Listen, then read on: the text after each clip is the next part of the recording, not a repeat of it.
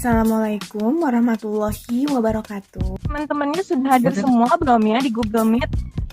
Karena Ibu sudah menunggu sekitar 3 menit untuk kalian bisa masuk. Coba dicek apakah teman-teman kalian sudah masuk ke dalam Google Meet supaya Ibu bisa mulai pemberian materinya. Tinggal itu lengkap itu Sisi sudah datang Bu. Baik, sudah lengkap ya. Terima kasih Fatan. Sebelumnya Ibu ingin mencoba present dulu.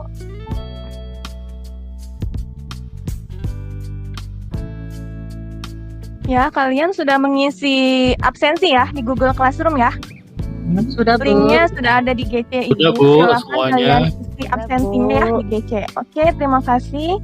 Sebelum kita mulai pembelajaran hari ini, Ibu minta Fatan untuk memimpin doa ya, supaya pembelajaran hari ini diberikan kelancaran, kalian bisa paham dan sampai selesai bisa menyerap semua ilmu yang Ibu berikan kepada kalian. Silakan Fatan dipimpin doa terlebih dahulu. Baik teman-teman, sebelum kita memulai pelajaran, alangkah baiknya kita membaca doa terlebih dahulu. Berdoa dimulai, berdoa selesai. Ya, terima kasih Fatan. Walaupun kita lagi pandemi, semoga kalian tetap menjaga kesehatan kalian ya.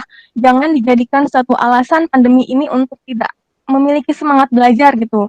Kalian harus tetap semangat belajar karena sesungguhnya keberhasilan itu adalah ketika kalian itu mau bersungguh-sungguh untuk belajar. Ya, luangkan waktu kalian untuk hal-hal yang positif. Siap ya anak-anak? Siap, Bu. Baik, Bu, Oke. siap. Siap, Bu. Siap, bagus. Siap, Bu. Nah, untuk pembelajaran kali ini, Ibu ingin mereview dulu nih. Kemarin kita sudah belajar materi apa ya? Ada yang masih ingat nggak kita kemarin belajar materi apa? Saya Bu Guru tahu Ya, Pak Yulianto? akuntansi penghapusan piutang Bu, benar nggak Bu? Betul, penghapusan Akuntansi penghapusan piutang.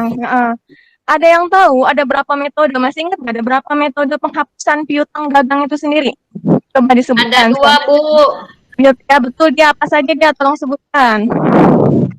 Ada metode penghapusan langsung dan ada metode penghapusan tidak langsung. Oke. Ada yang masih ingat perbedaan antara dua metode itu? Perbedaan metode langsung dan tidak langsung. Saya, Bu. Ya, apa? Siapa tadi? Eri ya? Iya, Bu. Ya, Eri, silakan. Kalau metode langsung itu kerugian piutang tak tertagih dicatat pada periode penerimaan piutang berdasarkan jumlah piutang yang dihapuskan. Tapi kalau metode tidak langsung itu kerugian piutang tak tertagih dicatat berdasarkan taksiran melalui jurnal penyesuaian. Nah, tadi Ibu sudah menyebutkan kuncinya antara metode langsung dan tidak langsung. Ketika metode tidak langsung atau cadangan, itu ada perhitungan yang namanya taksiran kerugian. Salah satunya itu. Yang kedua mungkin ada lagi perbedaannya dari segi apanya?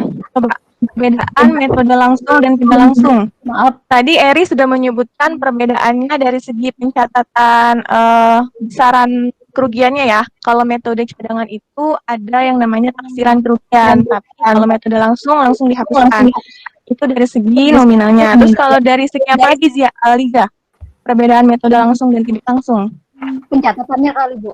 Ya, betul. Pencatatan jurnalnya ya. Kalau menggunakan metode langsung, kita mencatat jurnalnya menggunakan beban Penghapusan piutang. Nah, pintar. Kalau yang cadangan atau tidak langsung? Ada menggunakan akun cadangan kerugian piutang. Ya, betul. Oke.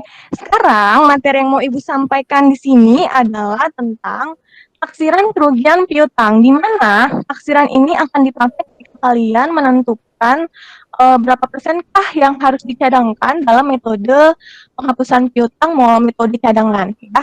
Nah, di sini tujuan pembelajaran kita hari ini yang pertama adalah menentukan jumlah cadangan atau taksiran kerugian piutang. Yang kedua adalah menyajikan pencatatan perhitungan cadangan taksiran kerugian piutang dagang. Nah, ini adalah tujuan pembelajarannya. Nanti skenario pembelajaran kita hari ini, Ibu akan memberikan gambaran terkait perhitungan taksiran-taksiran ini ya. Nanti di akhir akan ada diskusi terkait dengan materi yang sudah Ibu sampaikan. Jadi tolong fokus selama Ibu memaparkan materi supaya kalian nanti paham dalam menyelesaikan permasalahan yang Ibu kasih nanti. Nah, ini ada 3 metode cadangan taksiran kerugian piutang. Yang pertama itu adalah berdasarkan jumlah penjualan pendekatan laba rugi, berdasarkan saldo piutang dengan pendekatan neraca biasanya kita bilang, dan yang ketiga berdasarkan analisis umur piutang. Nah, kita masuk yang ini dulu ya, menggunakan pendekatan laba rugi atau penjualan. Apa sih pendekatan itu? Nah, di sini Ibu sudah memaparkan. Dalam pendekatan laba rugi atau pendekatan atas dasar jumlah penjualan, besarnya taksiran kerugian piutang usaha ditetapkan dalam persentase dari jumlah penjualan. Ingat-ingat ya, persentase dari jumlah penjualan. Nah, jurnal penyesuaiannya adalah seperti ini. Beban penghapusan piutang, kreditnya adalah cadangan penghapusan piutang atau cadangan kerugian piutang. Nah, kita lanjut ke slide berikutnya. Nah, di sini ada contoh nih.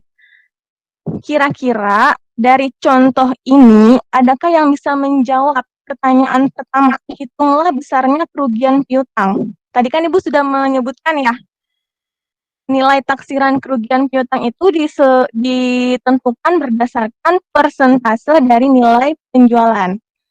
Ya, silakan coba yang mau tunjuk tangan. Akan Ibu berikan nilai bagi bagi siswa-siswa Ibu yang aktif dalam pembelajaran hari ini. Dia? Hadir, Bu. Ya, dia. Gimana dia? Kamu ngerti nggak ini cara menghitung besarnya kerugian piutang menggunakan metode pendekatan laba rugi atau penjualan? Tadi kan Ibu sudah menyebutkan clue-nya nih. Nah, dari contoh soal ini, bisa nggak kamu membayangkan clue yang udah Ibu kasih untuk diterapkan di soal ini? Iya, Bu. Berarti 1 juta. Ini berapa, Bu? Gede amat. 1.500.000.000. 1.500.000.000 dikali 1%. Nah, betul. Jadi berapa? 15 juta. Ya, betul sekali. Ya. 15 juta.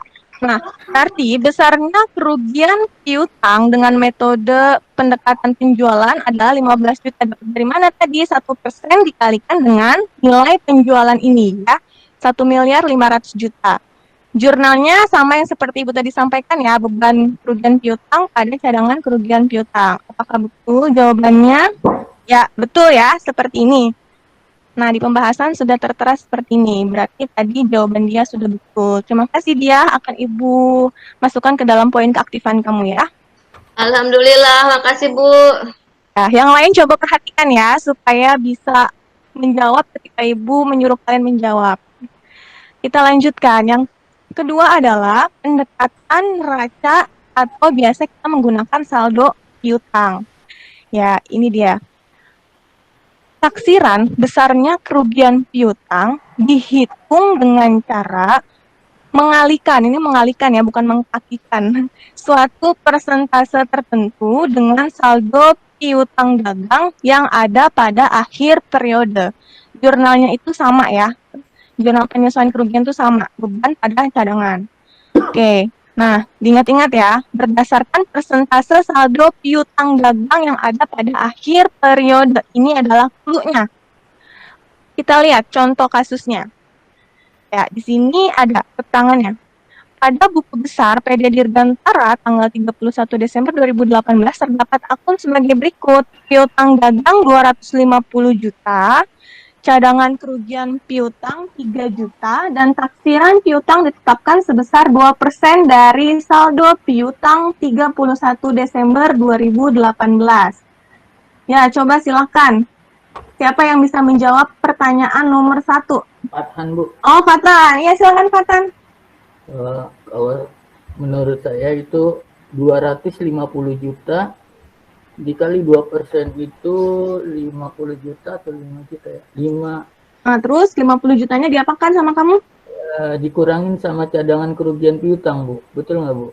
Cadangan kerugian piutang. Jadi nanti yang tercatat besarnya kerugian piutang adalah 47 juta, gitu ya? Iya, betul. Oke, coba Ibu keep dulu jawaban kamu ya. Ada yang lain nggak jawabannya? Tri. Oke, Tri. Silakan, Tri. 2% dikali 250 juta.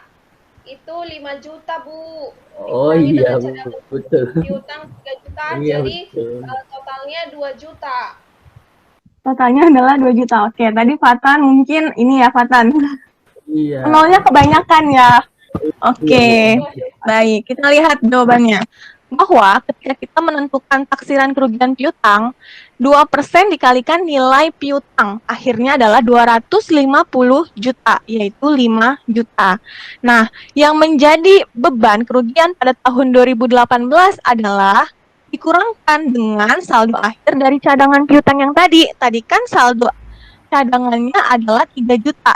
Nah, kita menaksirnya ternyata 5 juta, maka kita kurangkan di sini 5 juta dikurang 3 juta, maka yang dibebankan tahun 2018 adalah 2 juta. Berarti sebenarnya caranya sama ya antara Fatan dan Tri, cuman tadi Fatan agak keliru menghitung nolnya, jadi jumlahnya sangat banyak. Oke, terima kasih Fatan dan Tri sudah membantu Ibu untuk menjawab soal ini. Ya, jurnalnya sama, beban kerugian piutang pada cadangan kerugian piutang yaitu sebesar 2 juta. Oke, pembahasan berikutnya adalah hitung taksiran berdasarkan analisis umur piutang. Nah, ini yang stepnya agak banyak dibandingkan dengan pendekatan yang dua tadi. Jadi tolong perhatikan baik-baik ya. Nah, di sini penerapan metode ini pada dasarnya sama dengan penentuan taksiran kerugian piutang berdasarkan saldo piutang. Sama nih sebenarnya. Terus perbedaannya apa nih? Perbedaannya terletak pada penentuan persentase taksiran kerugian piutang yang ditetapkan untuk tiap kelompok piutang berdasarkan usia atau umur masing-masing kelompok. Seperti apa sih, Bu? Nah, kita lihat nih di sini contoh pembahasannya. Jadi di sini sudah ada data ya. Pada buku besar PD Dirgantara tanggal 31 Desember 2018, nilai piutang 250 juta, cadangan kerugian piutang 2 juta. Nah, ada nama-nama debitur, ada Toko Osa, Toko Jaya, Toko Abadi, Toko Makmur. Ini adalah jumlah piutang mereka. Nah, ini adalah tanggal jatuh tempo. Kalian harus memperhatikan di sini adalah tanggal jatuh temponya. Ya. Ada yang 1 November 2018, 10 Oktober, sampai dengan 4 Januari. Sebelum Ibu lanjut, Ibu ingin tanya dulu nih. Biasanya untuk penyesuaian cadangan kerugian piutang itu dilakukan setiap kapan sih? Akhir periode. Ya, akhir periode. Nah, biasanya perusahaan itu menetapkan akhir periode adalah 31 Desember. Ya, perhatikan 31 Desember dibuatkan jurnal penyesuaian cadangan kerugian piutang. Nah, selanjutnya persentase taksiran kerugian piutang ditetapkan sebagai berikut. Nah, di sini sudah ada ketetapannya nih, kelompok jatuh tempo. Jatuh tempo biasanya persentase kerugian 1%. Ini setiap perusahaan berbeda ya, tergantung kebijakan perusahaan. Lalu yang kedua, lewat jatuh tempo 1 sampai 30 hari itu adalah 5%. Lewat jatuh tempo 31 sampai 60 hari 10%, sampai yang lebih dari 90 hari 20%. Nah, lalu penentu persentase berdasarkan jatuh tempo ini gimana Bu caranya?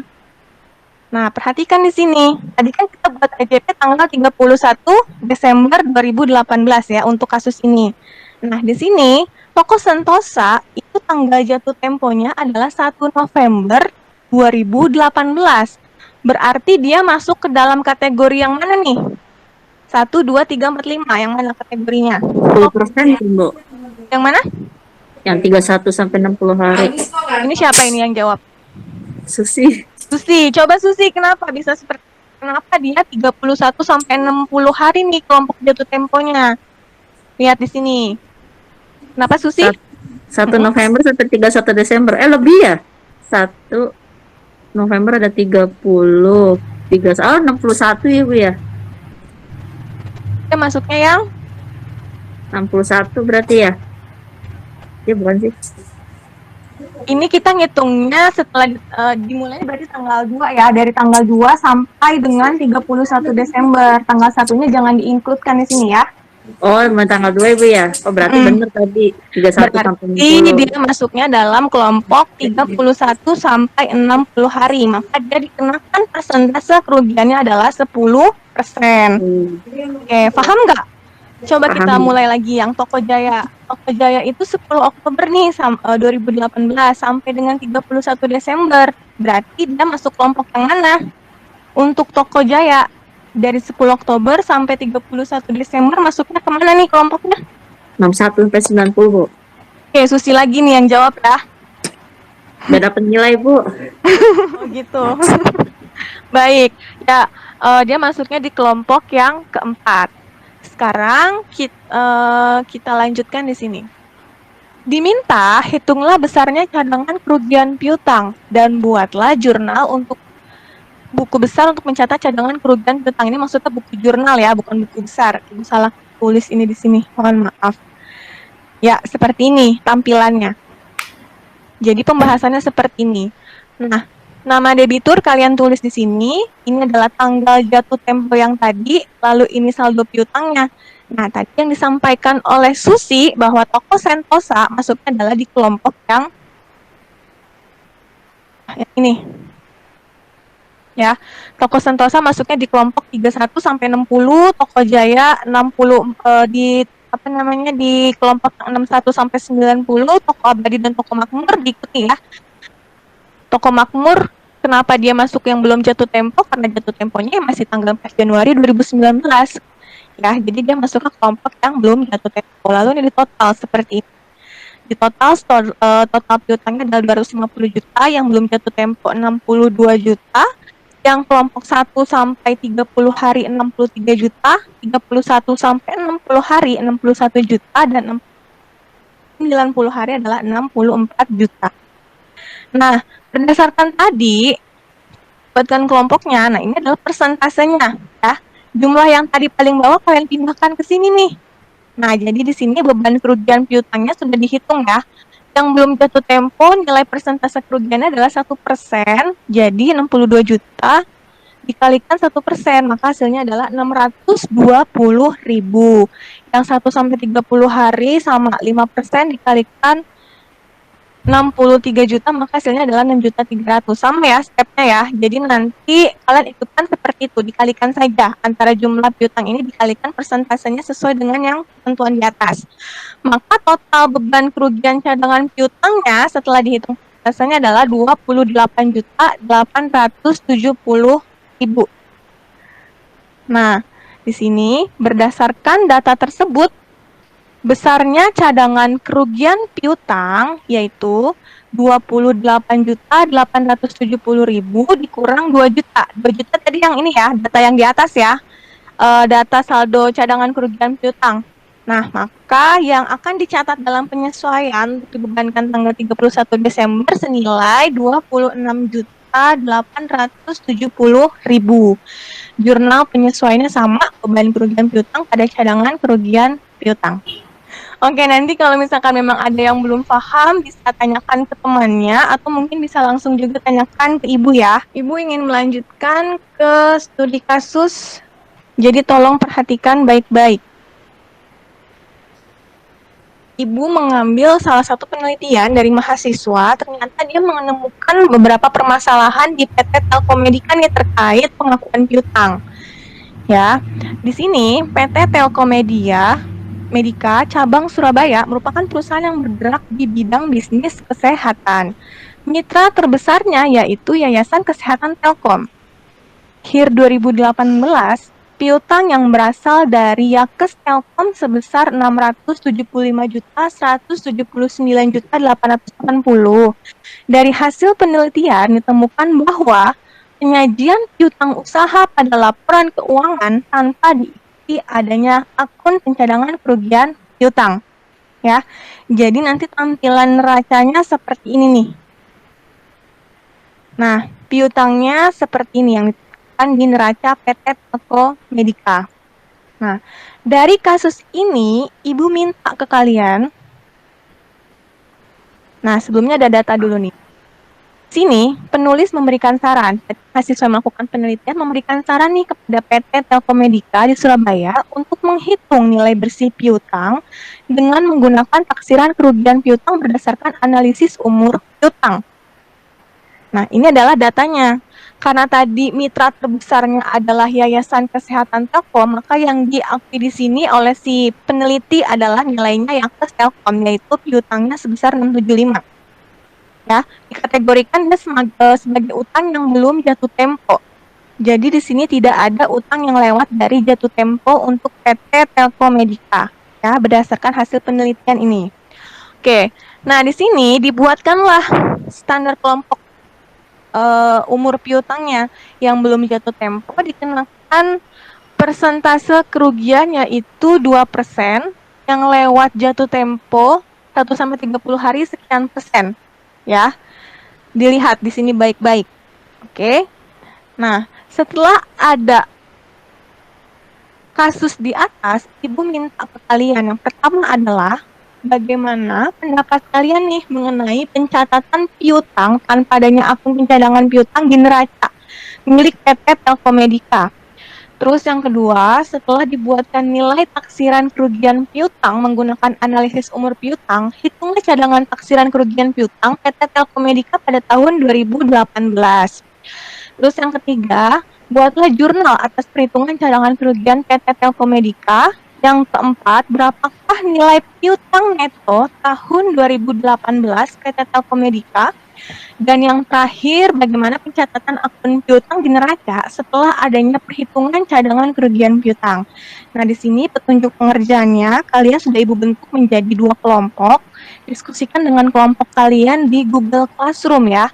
Ibu sudah membuatkan linknya di Google Classroom. Ya, kelompok 1 itu terdiri dari Lestari, Eri, Tri, Fatan, dan Gina. Lalu kelompok 2 terdiri dari Dia, Herlina, Susi, Yulianto, dan Liza. Jadi nanti kelompok 1 masuk link ini, kelompok 2 masuk di link yang ini untuk melakukan diskusi. Paham tidak dengan perintah ini? Paham, Bu. Oke, paham ya. Di dalam ini juga sudah Ibu berikan soal kasus, jadi kalian bisa membaca lagi. Ya, Ibu tunggu 10 menit dari sekarang, silakan kalian berdiskusi. Selamat mengerjakan anak-anak. Ya, Ibu tunggu 10 menit ya. Oke, sudah selesai. Silakan. Kita mulai dulu dari kelompok berapa nih yang ingin memaparkan hasil diskusinya? Kelompok 1 atau kelompok 2 dulu nih? Kelompok 1, Bu. Kelompok 1. Silakan kelompok 1 paparkan poin 1 dan 2 dulu saja ya. Kelompok saya perwakilan dari kelompok 1, saya Lestari. Jawaban sudah saya ketik dan share di GC, di Google Classroom. Dan tadi pertanyaannya, bagaimana pendapat kalian mengenai pencatatan piutang tanpa adanya akun pencadangan piutang? Menurut saya, dalam suatu perusahaan, apabila perusahaan ini memberikan piutang kepada perusahaan lain, sebaiknya dan harusnya mereka mempunyai cadangan. Itu gunanya buat apa? Karena tidak selamanya piutang yang ada di perusahaan lain bisa kita tagih utuh. Jadi untuk mengantisipasi apabila ada piutang yang tidak tertagih, cadangan ini bisa kita pergunakan atau kita alokasikan untuk piutang yang tidak tertagih. Mungkin perusahaan lain itu kita tidak dapat tagih lagi, mungkin karena sudah bangkrut, meninggal, ada kejadian-kejadian bencana alam yang dialami oleh si perusahaan lain itu. Jadi jawaban dari kami kelompok 1, bagusnya dan harusnya dalam suatu perusahaan pencadangan piutang harus dilakukan. Begitu, Bu. Terima kasih. Perduanya bagaimana? Nomor 2, tadi nomor 2 dialihkan ke kelompok kami oleh... Silakan Fatan. Nomor 2 itu tabel beban kerugian piutang PT Telkom Media Surabaya periode 2018. Di sini jumlah piutangnya sebesar 675.179.880 rupiah, Bu. Kerugian piutangnya itu Beban kerugian piutangnya itu menjadi 13.503.598 rupiah, Bu. Betul nggak, Bu? Saya bantu, Bu, dari kelompok. Kebetulan Pak Patan kelompok saya bantu. Jadi di nomor 2 itu berarti tadi pertanyaannya mana, Bu? Coba deh, Bu, nomor 2. Pertanyaannya ya. Nilai taksiran kerugian piutang menggunakan analisis umur piutangnya untuk si PT Telkomedia ini berarti dari kasus itu dia masuk kategori belum jatuh tempo, yaitu 675.179.880. Persen kerugian piutangnya 2%. Beban kerugiannya 13.503.598. Oke, berarti tadi 13 juta dapatnya dari 2% kali 675.179.880 itu. Nah, ini nanti mungkin si 13.503 inilah yang kita pakai ke jurnal untuk menjawab si nomor 3 gitu. Jadi jawaban nomor 2 taksirannya adalah 13.503.598. ada tanggapan dari kelompok lain terhadap hasil diskusi kelompok 1 nih tentang poin 1 dan 2? Kelompok 2 ada yang bisa menanggapi atau jawabannya sama atau ada yang berbeda jawabannya bisa ditanggapi di forum ini? Ada tidak kelompok 2? Dia, Herlina, Susi, Yulianto, Liza. Sama mungkin, Bu. Ayo yang lain. Sama ya? Kelompok 2? Sudah jelas sepertinya, Ibu. Sama, Bu. Dia. Oke. Ya, lanjut ke poin 345 bisa dipaparkan oleh kelompok 2. Siapa perwakilannya? Dia, Herlina, Susi, Yulianto, dan Liza. Silahkan. Iya, Bu, untuk yang poin ketiga ya, Bu ya, yang tentang apa ini yang ketiga, membuat jurnal ya, Bu. Untuk poin yang ketiga itu bagaimana jurnal yang dibuat pada tanggal 31 Desember 2018, yaitu beban kerugian piutangnya Rp13.503.598 pada cadangan kerugian piutangnya Rp13.503.598. Begitu, Bu. Oke. Ya, nomor 4, silakan. Untuk nomor 4-nya, perhitungan nilai piutang netonya pada periode Desember 2017 adalah 2017 piutangnya Rp675.179.880. Sedangkan cadangan kerugian piutangnya Rp13.503.598, Bu. Nomor 5, kelompok 2.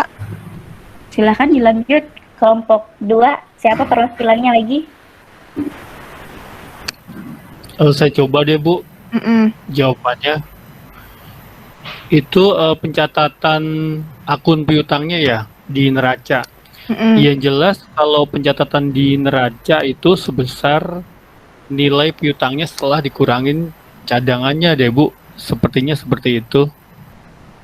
Jadi tanpa menampilkan nilai nominal cadangan kerugian piutang. Begitu, Bu, menurut saya, Bu. Gimana, Bu?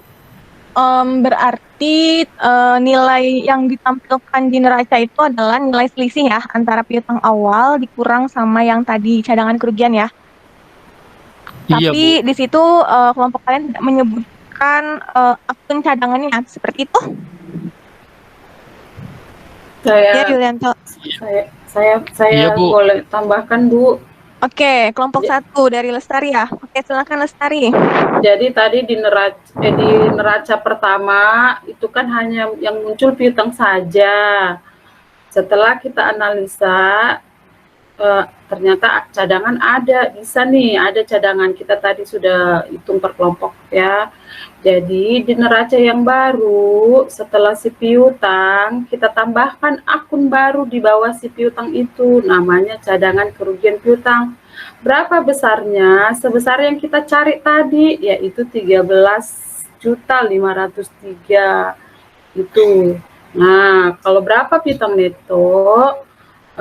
itu bisa kita kurangkan. Jadi kita buat lagi neraca baru yang memunculkan akun baru, namanya cadangan kerugian piutang. Gitu.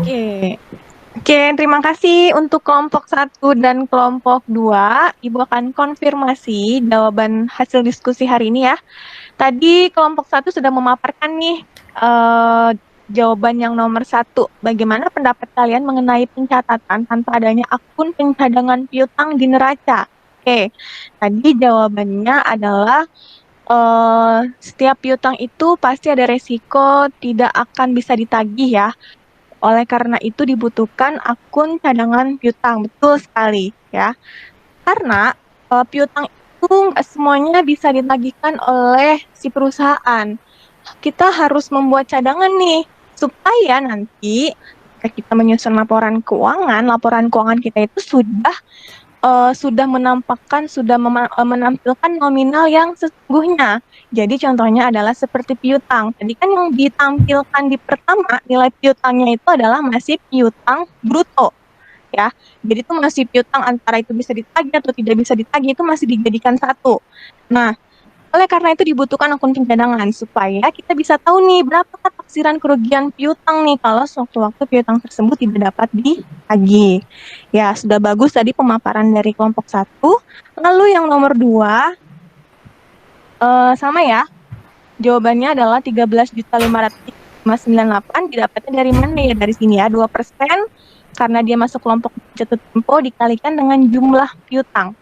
Nah, jurnalnya adalah seperti ini. Beban kerugian piutang 13.503.598 dan cadangan kerugian piutang 13.503.598. Nah, karena ada pencatatan akun ini berkaitan nih nanti dengan jawaban nomor 5 ya. Di nomor 5 itu kan ditanya bagaimanakah pencatatan akun piutang di neraca sesuai perhitungan. Karena kita telah membuat jurnalnya di sini dan memunculkan akun cadangan kerugian piutang, nah neraca pun kita harus mendampingi piutang didampingi oleh si cadangan. Tapi di sini cadangan fungsinya sebagai pengurang nilai piutang. Jadi nanti di laporan keuangan bagian neraca akan menghasilkan piutang neto yang sesungguhnya, yaitu adalah 661.676.282. Oke, seperti itu nih pembelajaran kita hari ini. Dari pemaparan kelompok 1 dan kelompok 2 sudah Ibu berikan konfirmasinya juga. Sampai sini ada yang mau ditanyakan tidak, Nak? Jadi kesimpulan yang dapat kita ambil dari pembelajaran hari ini apa ya? Dari yang materi Bu sampaikan tadi sampai ke kasus diskusi ini, ayo silakan. Siapa yang mau mengungkapkan pendapatnya nih? Tadi saya menyimak banget, yang awalnya tidak tahu, sekarang saya tahu bahwa apabila ada piutang di dalam suatu perusahaan harus dibuatkan cadangan dan yang penting lagi ada persen-persen taksiran. Maksudnya taksiran ini berguna untuk mengetahui seberapa bandel atau seberapa susahnya ditagih sampai lewat berapa harinya. Jadi yang berapa harinya, semakin banyak harinya mungkin persennya semakin tinggi gitu kan. Itu tadi yang saya simpulkan dari pelajaran hari ini. Begitu, Bu. Terima kasih Lestari. Yang lain ada pendapatnya? Saya, Bu. Baik, Eri, silakan. Iya, sama kesimpulannya dengan Lestari ya. Jadi dari materi hari ini saya simpulkan bahwa pertama penting sekali untuk bisa mengetahui atau mengelola mengenai kerugian piutang ini. Kemudian untuk penghitungan besarnya kerugian piutang itu ada 3 metode. Nah kan yang pertama berdasarkan persentasi dari besarnya piutang, yang kedua persentasi dari besarnya penjualan, yang ketiga berdasarkan analisis umur piutang. Itu Ibu. Ya, baik, terima kasih Lestari dan Eri yang telah menyimpulkan. Ibu rasa cukup kesimpulan yang telah dipaparkan oleh teman kalian Lestari dan Eri. Setelah kalian tutup Google Meet-nya, Ibu mau kalian menyelesaikan LKPD yang ada di Google Classroom ya. besok pertemuan selanjutnya akan kita bahas LKPD-nya supaya bisa menguatkan kalian juga nih setelah diberikan kasus, setelah dipaparkan materi oleh Ibu mengerjakan LKPD, apakah kalian semakin mantap mengerjakan materi, mengerjakan tugas terkait dengan taksiran kerugian piutang ya. Jangan lupa dikerjakan LKPD-nya ya. Pertemuan selanjutnya kita bahas LKPD. Paham ya? Oke. Ya, Bu oke. Guru. Alhamdulillah kita sudah sampai di penghujung kegiatan belajar ini ya. Semoga apa yang sudah Ibu sampaikan dan yang Ibu jelaskan benar-benar kalian pahami dan bisa diaplikasikan nanti ketika kalian menjadi seorang akunting ya di perusahaan. Amin. Oke, sebelum kita mengakhiri, silakan Fatan untuk dipimpin kembali berdoa. Fatan? Iya Bu. Ya, Oke, silakan teman-teman. Setelah kita mempelajari materi menganalisis metode langsung dan metode cadangan, alangkah baiknya kita menutup doa agar ilmu yang kita dapatkan di hari ini berguna untuk kita semuanya. Berdoa dimulai. Berdoa selesai. Terima kasih banyak ya semuanya ya. Ibu akhiri, wassalamualaikum warahmatullahi wabarakatuh. Waalaikumsalam warahmatullahi wabarakatuh. Oke, Ibu ya, terima kasih.